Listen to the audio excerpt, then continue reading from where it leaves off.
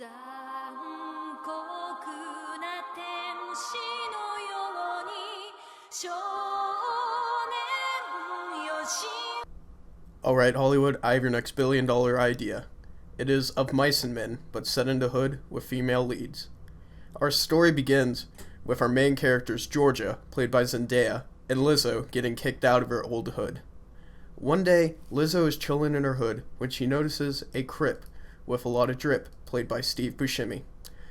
Lizzo proceeds to touch his fit, angering him, causing him to call his boys out on her. Georgia notices this and begins to intervene between the two. But the Crips are not having it, and they tell Lizzo and Georgia that if they ever see them in their hood again, there will be trouble. So, Lizzo and Georgia have to find a new life elsewhere. After the first scene, it cuts to Georgia and Lizzo boarding a bus. And then it begins a dialogue between the two characters. Georgia looks at Lizzo and says, "You know, we're really different from other people." Lizzo responds with, "Really?" Georgia then begins her monologue and says, "Most people in the hood don't get out, but we're different. We're gonna make something of ourselves in Atlanta. Together, we're unstoppable. We are strong, independent, powerful women, and nothing can stop us." Lizzo proceeds to look at Georgia and says, "Hey, when we make it big, can we have a wabbit farm?" Georgia responds, "Sure, as many as you want."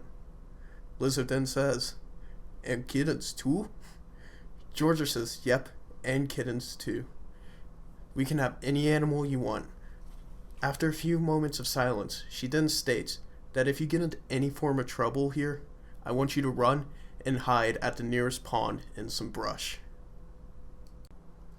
The next scene opens with Lizzo and Georgia asking the manager of a nightclub, played by Halle Berry, for work. The manager hires the pair and explains that they'll be working in the back managing inventory. After this, she leaves, and an older man named Candy, played by Will Smith, comes and begins talking to them. But shortly after this dialogue, the manager's daughter, Carla, played by Willow Smith, comes in and asks where Mom is. She notices Georgia and Lizzo and begins to rudely interrogate them, then leaves. Once she leaves, Candy tells the two that Carla is pretty ratchet and loves to fight. She also hates big girls like Lizzo, since she herself is not thick. Georgia warns that she better not start with Lizzo, since she is a strong woman who fights without rules. Candy then says that Carla's husband flirts with all the employees. Candy leaves, and then Carla's husband appears, played by Ice Cube, and he tries to talk to them. Georgia makes it clear that they don't want to talk to him, while Lizzo just stares. The next scene takes place 1 week in the future. Georgia and Slim, played by Jaden Smith, are in the break room relaxing. Georgia thanks Slim for giving Lizzo a pit bull from his litter, and says that Lizzo is a huge fan of DMX. She then tells Slim that her and Lizzo were both born in Compton, and she knew her mom, but when she died, she found herself to be the only one who could take care of Lizzo. After a while, they just got used to each other. A flashback then happens. Georgia used to prank Lizzo constantly, until one day she got Lizzo to jump into a pool where she almost drowned. But whenever she helped pull her from the pool, she was so nice to Georgia that she never did anything mean to Lizzo again. Candy comes into the break room with his old dog. Then, another employee, Carlton, played by Carlton, enters. Carlton complains that Candy's dog is old, smelly, suffering, and needs to be put down. Carlton offers to put down the dog for Candy, and for Candy to take one of Slim's new pups. Candy protests this, but everyone else in the break room agrees with Carlton. Candy gives in, and Carlton takes the dog. There is an awkward silence in the room for the next few minutes, followed with a bang. Candy just sits quietly, staring at the wall. Crooks, an old white man played by Wings of Redemption, comes in and complains that Lizzo keeps playing with the puppies and taking them away from their mother. Slim and Crooks go to check on Lizzo. Carlton and Lizzo return. Carlton just stands there quietly cleaning his Air Force Ones. Carla comes in and asks if anyone's seen her husband, then asks where Slim is, seeing he's not in the room. Georgia then tells her Slim is in the barn, and Carla leaves in a hurry. Carlton follows, expecting a fight. Lizzo asks Georgia how long it's going to be till they make it big and have the kittens and wabbits. Georgia says she doesn't know, but she'll have to collect that bag first. Lizzo asks Georgia what's the place going to be like, and Georgia begins describing it. She says they'll have a lot of land, and a big-ass mansion, with a hot tub within a hot tub, a basketball court, lazy river, maids, chefs, private jet, a barn for the kittens, another one for the rabbits. It will be a place where they can just relax and enjoy the rest of their lives. They'll never have to work again. Candy asks if it's even possible for them and how much it would cost. Georgia becomes defensive and wants to know why Candy is asking.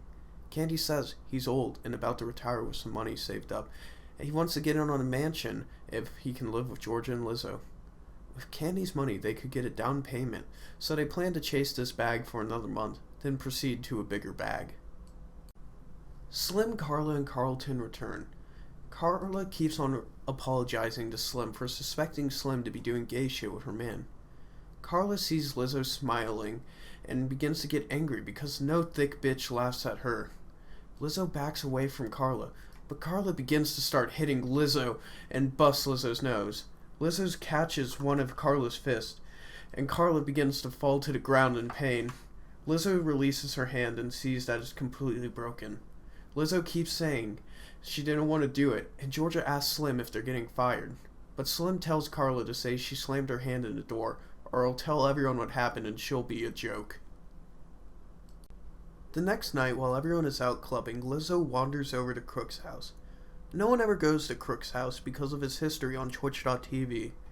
Candy goes looking for Lizzo, and the three begin talking to each other. Carla's husband comes over looking for Carla. Candy tells him to leave because they don't want any trouble. Carla's husband gets angry and tells him that he likes to talk to people too. Crook tells him to leave, but he tells him to shut up, and that he could get his pasty ass back to e-bagging so quickly it's not even funny. It's a Sunday afternoon, and Lizzo is in the barn by herself. She looks at the puppy she accidentally killed.